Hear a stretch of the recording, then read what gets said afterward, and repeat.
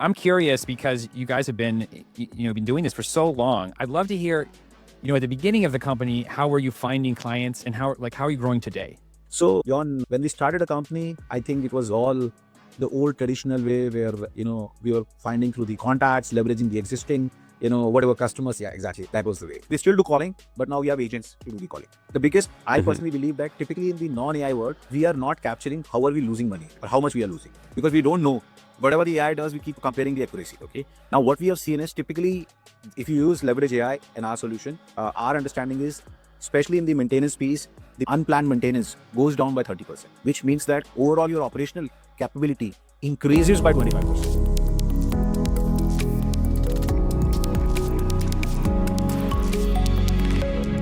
Kumar, welcome to Product Growth Stories. I'm so happy to have you on the show. So you've created Verdantis. Can you tell us a little bit about what is this SaaS and why did you choose to go after this market? Sure.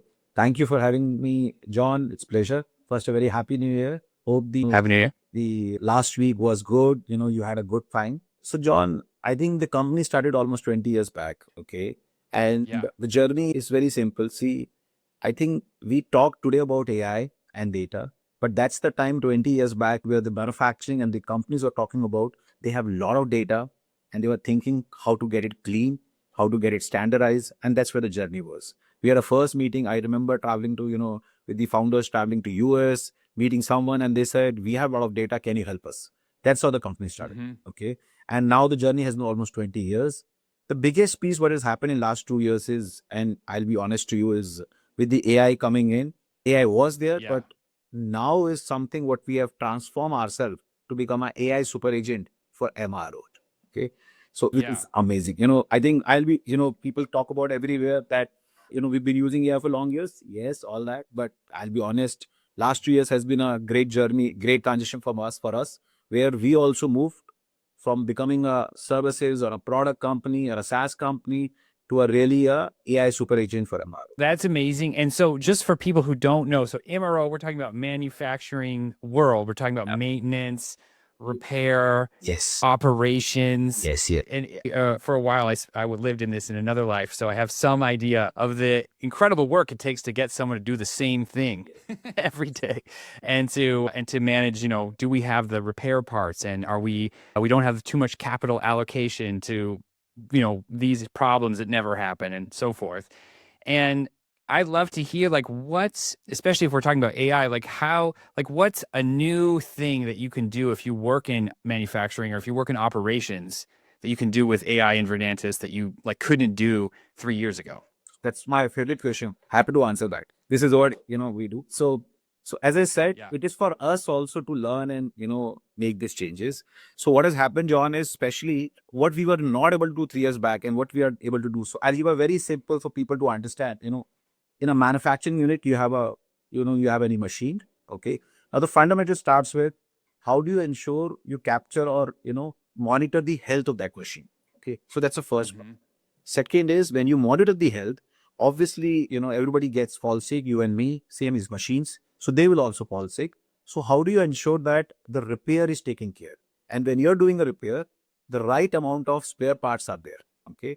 Now, these are very small 3 parts now, but it's a big cost for a lot of manufacturing companies. It could be for a mining company, it could be 30% of their OpEx. For oil and gas, it could be a 40%, depending on the different industries. Okay. Now, with the AI, what we've been able to do is seamlessly as a machine on a real time agent can keep looking and check how the machine is performing and when the machine is supposed to probably get sick, can give you right signals and then also allocate the right spare parts and parallelly keeping a track of the spare parts, full time. So that way, in a short, the agents are able to now, which was not possible earlier, we were also not able to do. Typically, manually, people do it. Yeah, this is like the dream. Yeah, so it's So exactly. So I'm just trying to put my operations hat on. So you're saying that the software can do something like look at these real-time signals and say, hey, I think this machine will break next month. Yes. So right now we're going to increase the spare parts so that you don't have a 2-month downtime. Yes.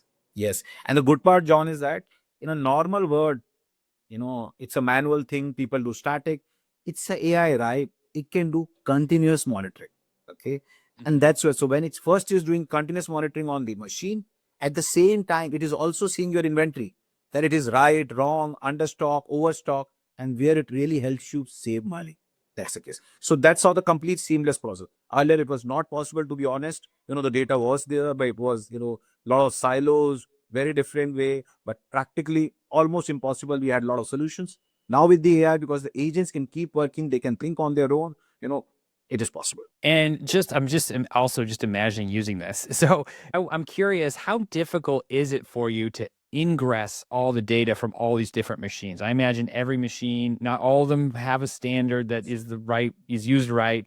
Is it kind of a little bit of an initial implementation project to get something like this working, or does it just like plug right in? No. So I'll be saying, I'll be, lying if I say it's a plug like. It cannot be plug like, because you're talking about big machines actually. But yeah, Yeah. the difference here is, again, John, earlier it used to be a 6 months project. Now probably can happen in 2 months. Okay. So the data can Yeah. be in just, in just 2 months, or maybe sometimes 45 days. Okay. Depending on, and I'm talking about big machines, big companies. Okay. A $40 billion company. If it's a smaller company, lesser number of, machines, probably it may not be so huge. Okay. There also the AI. Yeah. So what happens is AI can read information, and the biggest time is taken is mapping the information. All that the agent can do.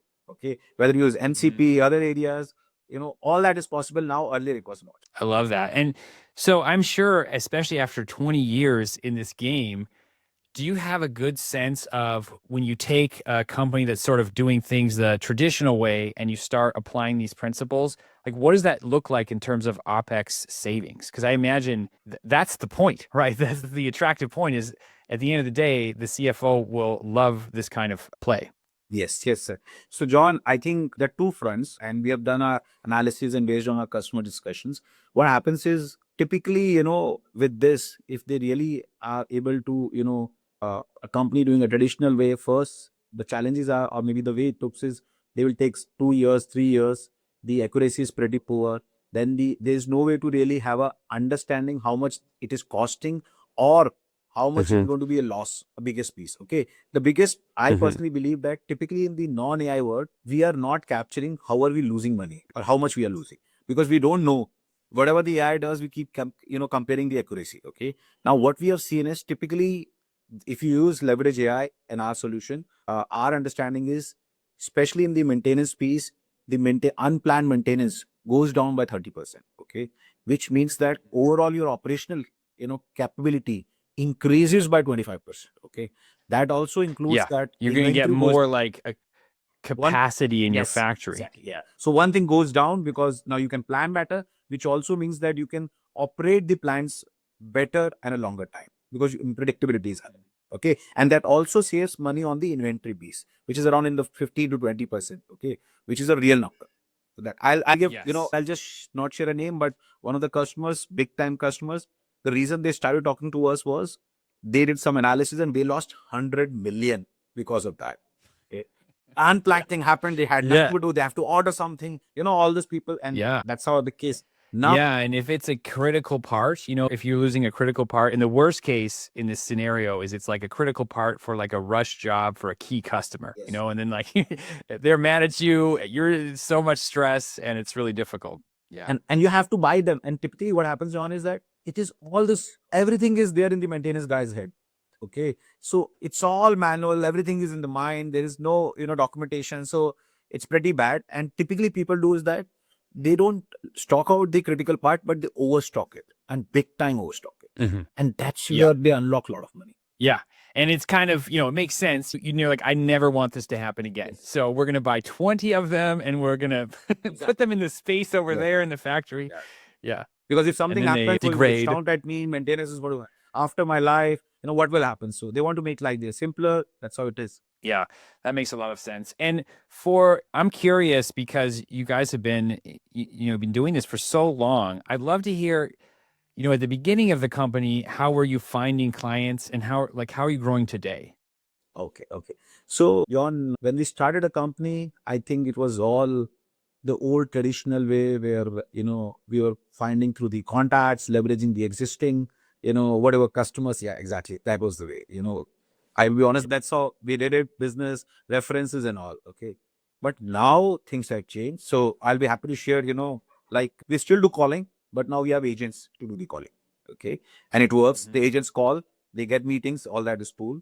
Now we do a lot of work on the digital piece. Okay. And we are very big on the digital, whether it's, whether you talk about in-mails, whether you talk about webinars, any platform, any part of the digital. But we are very, gung about it. We focus about it and we capture also. For example, we get a lot of good amount of inbound leads, outbound leads. It's pretty good mixture. That's all. So big Okay, so you from just a started yeah. at the very beginning. It sounds like the standard SaaS thing, which Yes. is outbound Exactly. sales, and then as many referrals as possible. Yes. And then you started to add more and more digital, and Yeah. now it sounds like that's the focus for you Yes. guys. Yes. That's the focus because I think we have seen great results on digital. It works really well. Okay. And now is Mhm. the next thing what we are trying to also leverage is working on how do we get our information in the LLMs, because like for example we ourselves don't use Google these days. We also use one of the LLMs across for any search. So how do we get our name as part of there? So all that information, leveraging that so that you get more and more inbound leads. That's a thought. Yeah, inbound leads are the best. They are the best. And the product is surely it's very mature at this point. It's also you're going into an industry that doesn't accept early stage. It has to be stable to go into that world. What do you looking to the future? What are you excited about to bring into the MRO space into Verdantis? Like what new features and new innovation? So I think, John, I think 2026 is going to be a really amazing year for us. And I agree with you. I think the first step is the customers are still, they believe, or maybe I'll say the customers are more picky, choosy, especially in this area because they want to see, and when I see, they want to see the results. Unlike the other piece, when I talk about CX and all, MRO people are more like, probably it's going to cost me a lot of money, it has to be done and all. So what we are also doing is we have actually a diagnostic tool on that where we tell them that you show us or give us earlier data, we run it on real time for you. It shows you how good accurate is. Okay. So to build Hmm. their confidence. So this year, our first plan Hmm. is to get more and more people confidence that AI can solve their problem. Okay. Because that's the rest Yes, everything can happen. that's the worry, the objection. Yeah. It's funny because in the marketing and sales world, people kind of complain that the world is getting more sophisticated, buyers are more sophisticated. And I don't know, to me, I think they're just smarter. It's like totally reasonable to want to know if something works, so that makes a lot of sense that you're making it easy for people to see, like we're going to demonstrate it for you so you don't have to worry that it's inaccurate so So that makes a lot of sense. So that's our focus because, as I said, I think it's unlike the CX word, the MRO word takes time. People take time to adopt, and the investment is pretty high for the customers because the returns are pretty high. Okay, so Hmm. it's both the sides. It directly impacts their bottom line, top line. So that's where it's important for the CFO, CEO. Okay, so our first objective is to ensure that make people believe that the AI works. The moment they see it, Yeah. there's no Then stop. it's easy. Yeah, there's nothing. Yeah. They want it. Yeah. They've been looking for it. There's nothing we have to do. They should say this works. You have it, and that's all. Chapter close. Yeah, I feel like this is the biggest marketing secret is that if you just show people proof, like real proof, and they want the thing, it's not that complicated. Yeah. So I'm curious because it is obviously it takes some work to, ingress people's data like we're talking about, of course, right? All these different machines. And I'm like, how difficult is it for you to do a project like that to show it, it works? We're going to is that a big project for you? Or are you able to kind of make it small enough that you can turn it around quickly? Like, how do you go about that? So generally, we do is that we take some sample set of a data for one of the few of the critical equipments they may have or the spares, Mhm. and then we align with the right stakeholders there, and then we run it in the system. We show to them. We also take the historical data to tell them that this is how historically we would have predicted this. Okay, and then they can Mhm. see how close it was to the beer. Okay, because they are people who have seen whether it was good, bad. It was doing right, the fight prediction is wrong, so they can judge that. That's how we. And it's a pretty quick one. That's all. Yeah, I like that. So you're taking like one machine they care about and not the whole factory. So that makes the project more manageable. And by going back in time, you're going to be able to say, look, the machine actually did break down in October and we would have predicted it, or not. That's Yeah. what we want to see That's great. because that's where they build the confidence is built that yes, the tool is working. Otherwise, there's no way. The only thing will happen when it happens in the future. Yeah.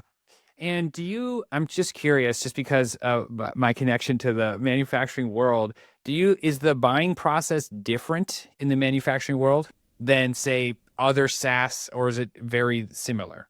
No, it's actually similar. It would not be different actually.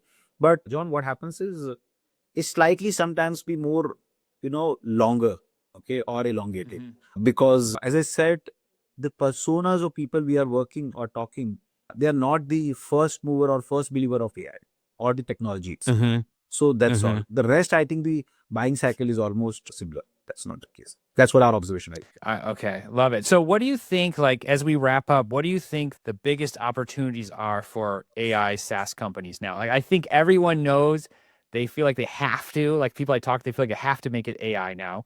And some people, maybe they bolt it on, and I'm curious, like, where do you think the real opportunities are for SaaS founders, SaaS product people to leverage AI?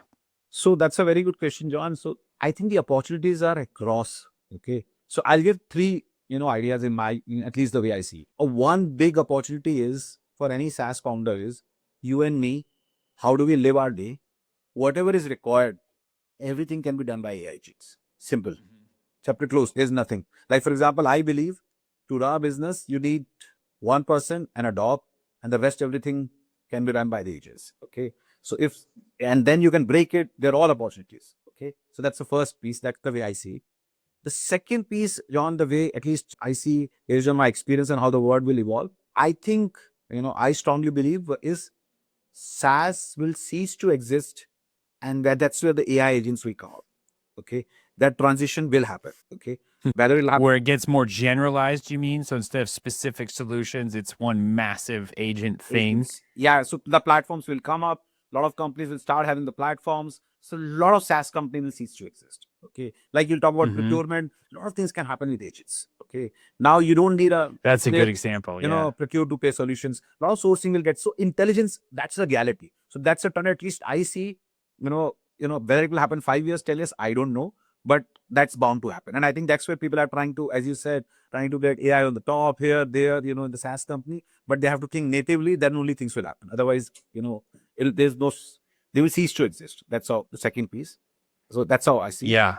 And the third piece is, I think there would be, and I think there is, I think the world will move to a direction where a lot of SaaS founders, or maybe I'll say technology founders, they will become more as part of a long tail process of the AI, where, I think we'll see a lot of companies building, applications for infrastructure, security and all. And that has started happening. That will happen a lot. Because see, when you have so many data centers, so many chips, you bloody need a lot of, security layers on that. The current security SUS will not have there, right? So that's a big area where I think not everybody is It's going to be like AI plumbing glue. Exactly. So that's a third. So this is how at least I see a huge opportunity. Yeah. That's why. Yeah. I love it. Well, thank you so much for your time, Kumar. Thank you, John. Thanks a lot.